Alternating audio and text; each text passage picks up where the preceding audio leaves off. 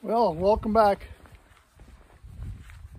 In this video we're going to do here today, I guess up front I'm going to give you a kind of little highlights of what it's about. I guess first thing to do is we're done seeding and spraying, so we're washing up equipment, getting ready to put stuff away, and doing odds and ends.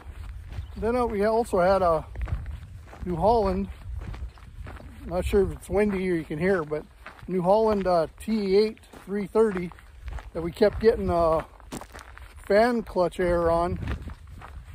The fan that cools your radiator kept getting an air coat and it was running on high all the time. I don't know if this will help anybody, but come to find out, the actual clutch itself is bad, so we took it off, and actually have the video where we took it apart and kind of trying to troubleshoot it. But at the very end we ended up having to put a new clutch on anyway for the fan air that was coming through. Excuse me. But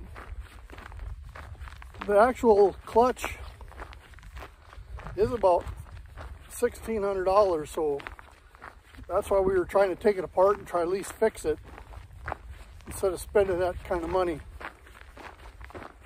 And then at the very end of the video, we kind of got a little toy that we're playing with. I don't know if anybody likes baking or cooking, but it's kind of fun to play with this thing. You watch at the very end and you can see it. But anyway, let's go inside the shop and see what's all happening in here. Well, it's time to clean up and put this stuff away back to bed.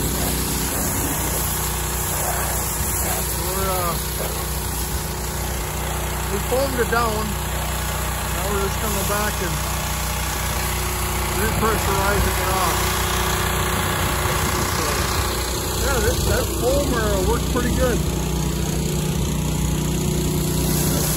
Alright, just kind of update what we got going today. It's that time of the year, and we're going to be putting the air seeder away. Went through all the packer wheels back here. Tightened up the bearings that were loose, and just getting ready to put it away in its little corner for the year. We had a couple, yeah, let me walk up here once. A couple of these shank bolts, you see that one there, it's kind of sticking up. That broke off for some reason. So we're welding a head on. I think we had 3 or 4 of them that broke off. But we're welding a square nut back on them, and hopefully they hold for next year. So, yeah, another call 2024 season behind us. Well, we're working on this T8 New Holland. It's the T8 330. The problem we have with it is the fan clutch stays on high continuously, and these guys troubleshot it back, and there's actually a wire broke inside the clutch, supposedly. So we're just in the middle of pulling the clutch on it. And once we get the clutch out of it, we'll look a little closer. We were getting error codes that were coming up in the cab. I guess we can't remember what the error code was. If I track it back, I'll post it here. But so what was happening is the fan was running continuous high, and with them being a plastic fan, they're saying a lot of times from the stress, it'll break off and go through the radiator, which then you got a bigger mess. So after we get the clutch out, we'll put it on the table, we'll take a look at it. And we got our air seeder put away for the year, back in her corner. So for all in all, for the year, it went fairly well. All right, I'll update you as we keep going.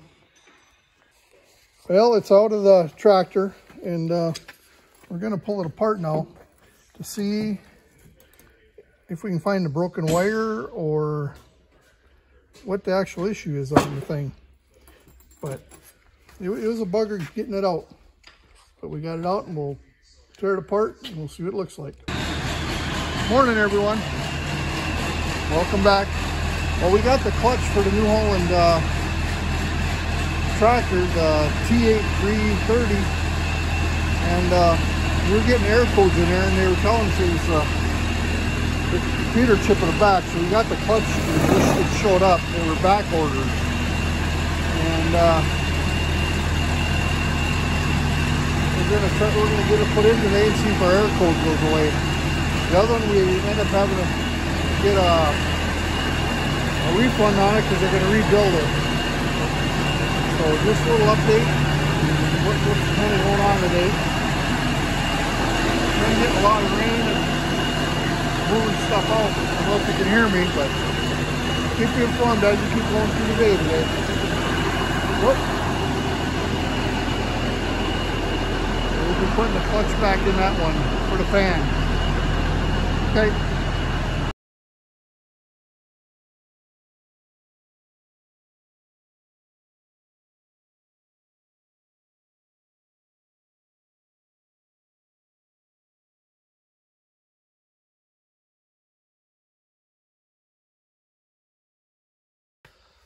All right, we're in the shop here.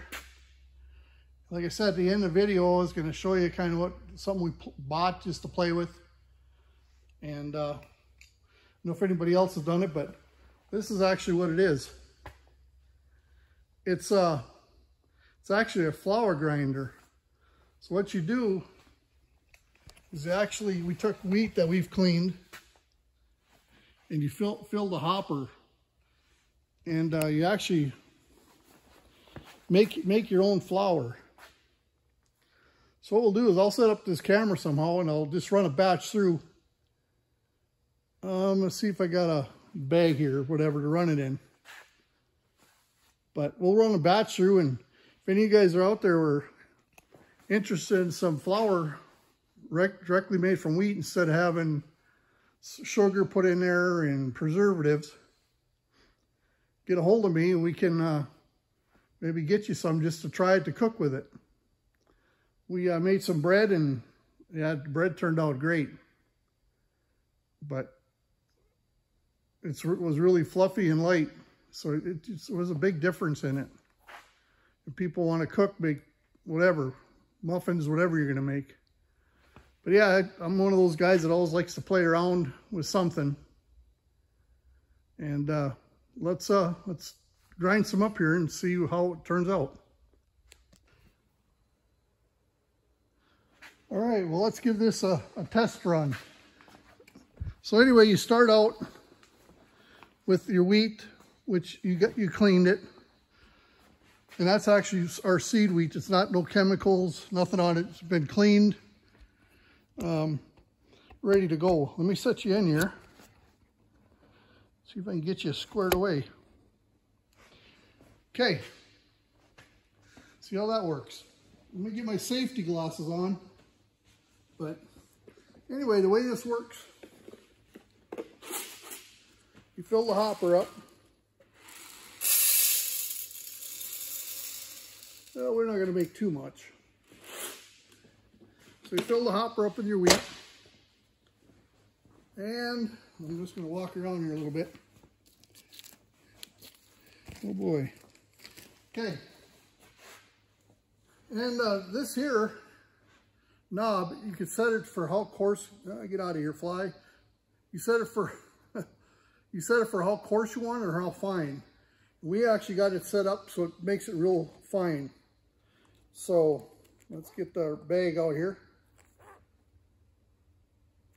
I don't know if you can see if my head's in there or are we missing my head. I guess, let me look. Hang on, let me look.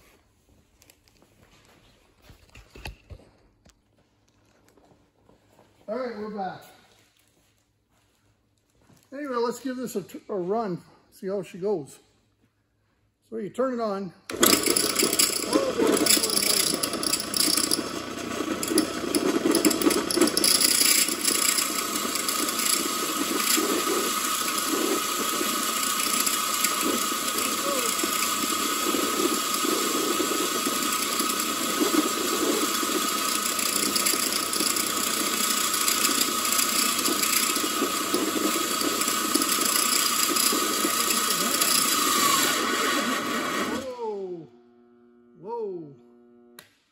Fed a little bit too hard. See if we can get her going. Oh, now we got to back her off. I'm not an expert, just a beginner trying it.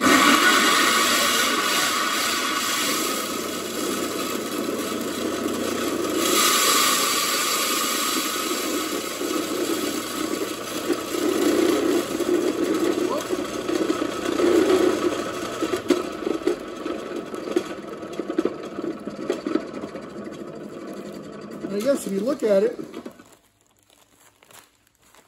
we're going to run it through again.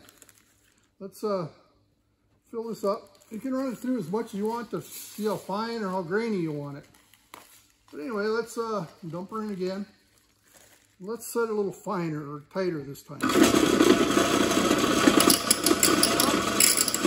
the chopping.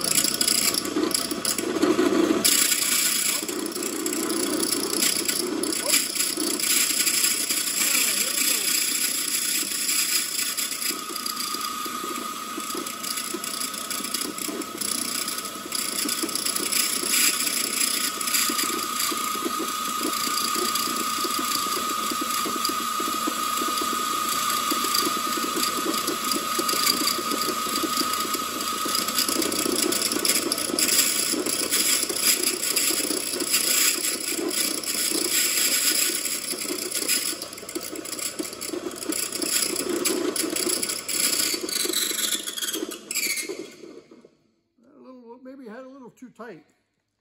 But anyway, let's find some place where we can dump this out so you can see what the actual flower looks like. Well, let's just do it this way.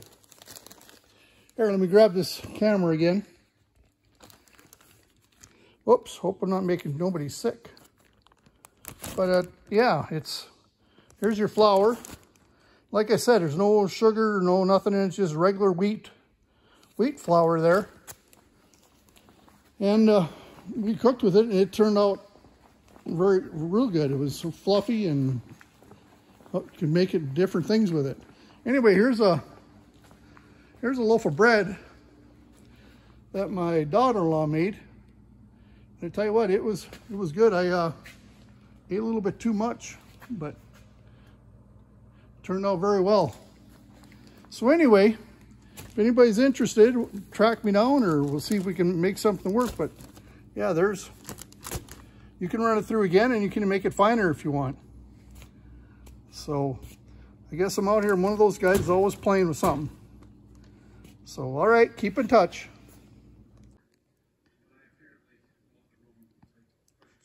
When I was talking earlier about protein in your wheat, here's something I Googled, and go ahead and read it, and you can see how the protein of your wheat affects your rise of your flour or your bread or the crust. I know the elevators, when you sell wheat, don't like proteins below 14. If you get to a 10 or 11, they really don't like you. So here's just a little read thing for you.